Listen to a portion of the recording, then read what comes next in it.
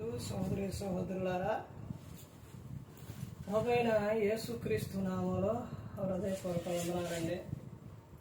ముందుగా ఇంత మంచి సమయాన్ని ఇచ్చిన తండ్రి దేవునికి ప్రభువైన క్రీస్తు ద్వారా కృతజ్ఞతాస్తుతులు చెల్లిస్తున్నానండి.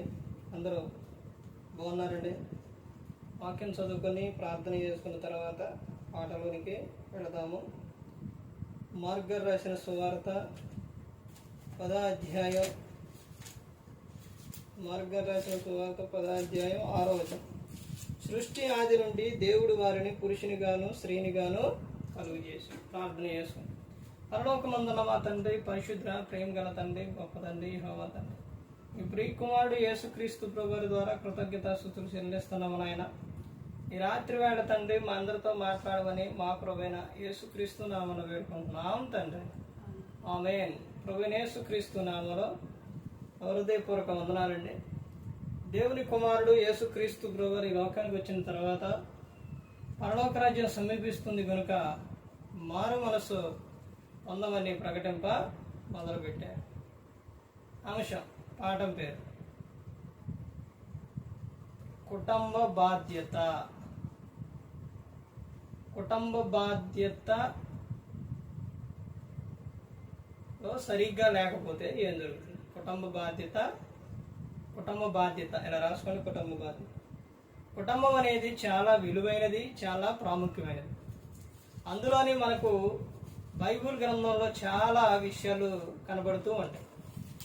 ఆదిలో నుంచి, ఆది కాండం నుంచి కుటుంబ వ్యవస్థ అనేది అక్కడి నుంచి మొదలవుతుంది. ఆది కాండం 50 అధ్యాయాలు కూడా కుటుంబం గురించే ఉంటుంది. ఈ రోజున ఈ కుటుంబం గురించి, కుటుంబ వ్యవస్థ గురించి మనం చూస్తే, దేవుడు సృష్టిలోనే పురుషుణ్ణి స్త్రీని కలుగు చేసిండు. వారిద్దరూ ఏక శరీరమై ఉన్నారు. వారిద్దరూ ఏకమాటంగా, ఏక మాట కలిగి, ఏకత్వం కలిగి, ఏకంగా ఇద్దరు కలిసి చేస్తేనే బాగుంటుంది. ఈ రోజున ఇంటి యజమానుడిగా ఉన్న వ్యక్తి పడే ఆ బాధ, ఆ తపన ఎలా ఉంటుందనంటే చాలా విధంగా ఉంటుంది. అందులోని ఒక విషయం చెప్పగలను. కుటుంబ విషయానికి వచ్చేసరికి నాన్నగారు చాలా, ఆయన ఎక్కువగా ఒక ఆలోచన కలిగి ఏంటనంటే, కుటుంబంలోని కొంచెం ధనం కానీ డబ్బు కానీ ఉంటే వాళ్ళ జీవితాలు ఎలా ఉంటాయంటే బాగానే ఉంటాయి. ఈ రోజువారీ పనికెళ్ళి తీసుకొచ్చి తినేవారి పరిస్థితి ఎలా ఉంటుందనంటే, వారు ఏదైనా ఒక అవసరం వచ్చిందనుకోండి, ఏదైనా ఒక పరిస్థితి, ఒక అవసరం వచ్చిందనుకోండి, రోజుకి 500 తీసుకొచ్చే వ్యక్తి నెలకి 15,000 అనుకోండి. అందులోని కొన్ని అవసరాలు ఉంటాయి, కొన్ని అయిపోతుంటాయి. ఇందులోని ఏదైనా ఒక అనారోగ్యం, ఎప్పుడన్నా అనారోగ్యం వచ్చిందనుకోండి, ఇప్పుడు ఆ చేసుకొచ్చిన, సంపాదించిన కాక ఈరోజు హాస్పిటల్కి వెళ్తే ఎలా ఉంది పరిస్థితి?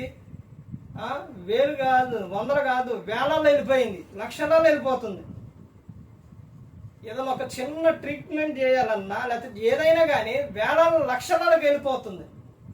మరి అలాంటి పరిస్థితుల్లో ఒక వ్యక్తి, ఒక కుటుంబంలో వ్యక్తి ఎవరైనా అనారోగ్యంగా ఉన్నారంటే ఆ వ్యక్తిని చూపించాలి అని అంటే మరి కష్టపడి తెచ్చుకునే సరిపోతాయా?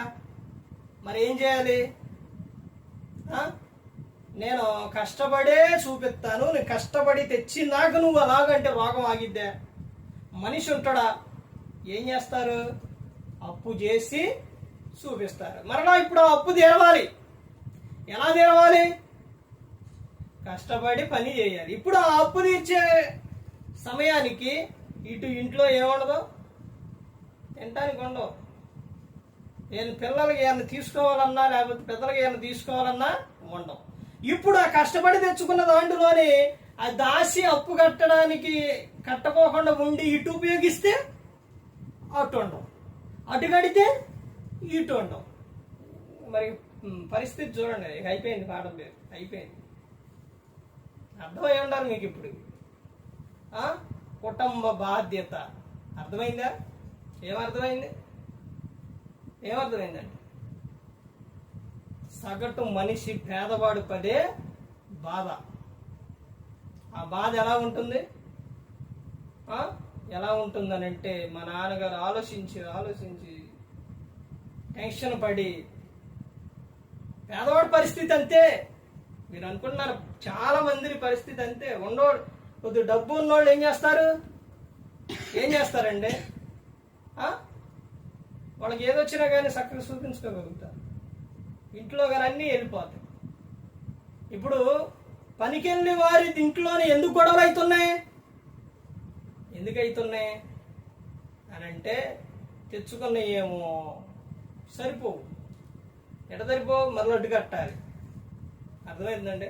ఇన్ని విధాలుగా వాళ్ళు ఏం చేస్తారు? ఇప్పుడే ఆ భర్త ఏం చేస్తారు? ఏమేమో ఏదో ఒకటి అనిద్ది. స్త్రీ ఎప్పుడు కూడా ఎలా ఉండాలనంటే, సగం ఎక్కువ ప్రాబ్లం పురుషునికి, సగం ఒక విధానంగా చూస్తే జీవనోపాధి కోసం కుటుంబ బాధ్యత. రెండోది ఏంటనంటే స్త్రీనే. స్త్రీ సరిగ్గా లేకపోతే భర్త బ్రతకలేడు. అర్థమైందంటే, స్త్రీ సహాయం చేయకపోతే, స్త్రీ గయాళైతే భర్త తట్టుకోలేడు. ఇప్పుడు మౌనంగా ఉన్న భర్త ఏం చేస్తారో ఆలోచించి ఏం చేస్తారో ఏదో ఒక ప్రమాదానికి తెచ్చుకుంటారు. అదే పౌరుషం కలిగిన, రోషం కలిగిన వ్యక్తి ఏం చేస్తారో దిబ్బిడి కొడతారు అనమాట. అర్థమవుతుందండి? ఇప్పుడు మౌనంగా ఉన్న వ్యక్తి అనారోగ్య పాలవుతారు. ఇప్పుడు కొద్దిగా పాపంగా ఉన్న వ్యక్తి ప్రాబ్లంలోనే పడతారు. ఎలాగా? ఇప్పుడు ఇలా కొట్టాడు అనుకోండి, ఆ మూకునిద్దా మా ఇంటికి పోదనని, అక్కడ తర్వాత పంచాయతీలు, వ్యవహారాలు. ఇక్కడేనేమో మౌనంగా ఉంటే అనారోగ్యం, అక్కడేమో పరుగు పోయిద్ది. అసలు అన్ని విధాలుగా చూసారా? దీనికి కారణం ఎవరు? స్త్రీనే. అర్థమైందండి? ఆమె ప్రేమగా ఉంటే, మంచిగా ఉంటే, తెచ్చిన దాంట్లోని ప్రతి ఒక్క విషయంలో జ్ఞానం కలిగి, అందుకే చెబుతారు సామెతలు 14:1, జ్ఞానవంతురాలు తన ఇల్లు కట్టును, 3 రాళ్ళు తన చేతులతో తన ఇల్లు ఓడబెరుగు. ప్రతి ఒక్కరు కూడా గమనించుకోవాలి, ప్రతి ఒక్కరు కూడా తెలుసుకోవాల్సిన విషయం. ఈ రోజున ఒక వ్యక్తికి అనారోగ్యం వస్తుందంటే ఎంత ఆలోచించి, ఎంత టెన్షన్ పడి, ఎంత ఇదిగా ఎందుకు పడుతుండో? ఎందుకు పడుతున్నాడు టెన్షన్? ఎందుకు పడాలి అంటారు. ఎందుకు పడుతుండో? ఆయన వెనకమాల ఉన్న ప్రాబ్లమ్స్, ఆయన వెనకమాల ఉన్న అప్పులు. ఎలా అయినాయి అప్పులు? చిన్నవాళ్ళ కుటుంబాల్లో అప్పులు కాక ఏమైతే? మీకు అర్థమైందండి? ఏమర్థమైంది? మొదట్లో చెప్పానా? ఏదైనా అనారోగ్యం వచ్చినా, ఏదైనా కొనాలన్నా ఏం చేసుకుంటారు? అప్పు చేసి కొంటారు. దాన్ని తీరవాలంటే వచ్చే రాబడి సరిపోదు. అటు కడితే తినటానికి ఉండదు, తింటే కట్టడానికి ఉండదు, అది వడ్డీ పెరిగింది. అసలు చూడండి ఇదంతా ఎంత ఇదిగా ఉందో. అందుకని ప్రతి ఒక్కరు కూడా తెలుసుకోవాల్సిన విషయం ఏంటంటే, కుటుంబ బాధ్యత చాలా జాగ్రత్తగా ఉండాలి. కుటుంబంలో ఉన్న వారందరూ కూడా సహాయంగా, పొదుపుగా చేసుకుంటేనే కుటుంబ బాధ్యత బాగుంటుంది. అలా కాకుండా ఎవరిష్టం వారిది అని అంటే ఇంటి యజమానుడు చాలా బాధపడతారు, తట్టుకోలేడు. ఆ తర్వాత ఆయనకి ఏదన్నా అయ్యిందని అంటే ఆ తర్వాత కింద ఉన్న వాళ్ళ మీదే ఆ ప్రెజర్ అనేది పడుతుంది. అందుకని ప్రతి ఒక్కరు గమనించుకోవాలి, ప్రతి ఒక్కరు కూడా తెలుసుకోవాలి. ఇవన్నీ ఎవరు చెప్పారనంటే యేసుక్రీస్తు ప్రభువారు ఈ విషయాలు గ్రంథంలో మనకు చెప్పి ఉన్నారు. ఈ రోజున చెప్పేవారే చేసేవారిగా ఉండరు. క్రీస్తు చెప్పిండు, చేసిండు, కానీ శాస్త్రులు పరిచయం ఏం చేశారు? వాళ్ళు చెప్పుదురే కానీ చేయరు. ఈ రోజున అలాంటి సేవకులు లేరంటారా? ఉన్నారా లేరా? ఉన్నారు. అలాంటి వాళ్ళు ఉన్నారు భూమి మీద. ఆ రోజునే ఉన్నారు, ఈ రోజున ఎందుకు ఉండరు? ఉన్నారు. అందుకని ఎవరిని విమర్శించట్లా, ఎవరికి వాళ్ళు తెలుసుకోండి. మనం జాగ్రత్త తీసుకుంటే అంతా కూడా బాగుంటుంది. ఏ ఒక్కరు కూడా నశించి నరకానికి వెళ్ళిపోకూడదని యేసుక్రీస్తు ప్రభువు ఈ లోకానికి వచ్చి మనందరి కోసం శిలువలో ప్రాణాన్ని పెట్టి ఉన్నారు. ఈ రోజున సంఘస్థుల్లో సంఘంలోని ఒక వ్యక్తికి అనారోగ్యం ఉందంటే సంఘం అంతా కూడుకొని ఏం చేస్తున్నారు? ప్రార్థన చేస్తున్నారు. కానీ ఇంట్లో ఉన్నవారు ప్రార్థన చేస్తారా? చేయరు.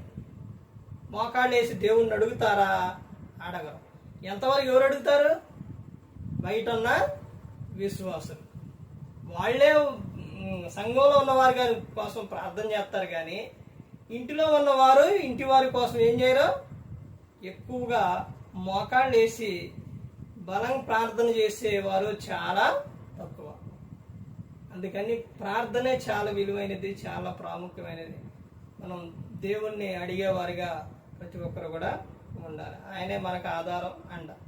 మరి ఈ విధంగా నిలబెట్టి మాట్లాడించిన తండ్రి అయిన దేవునికి కృతజ్ఞతాస్తుతులు చెల్లిస్తూ ఇంతవరకు శ్రద్ధగా ఉన్న మీకు ప్రభు పేరున హృదయపూర్వక వందనాలు చెల్లిస్తూ మాటలు ముగిస్తున్న అందరికీ వందనాలు.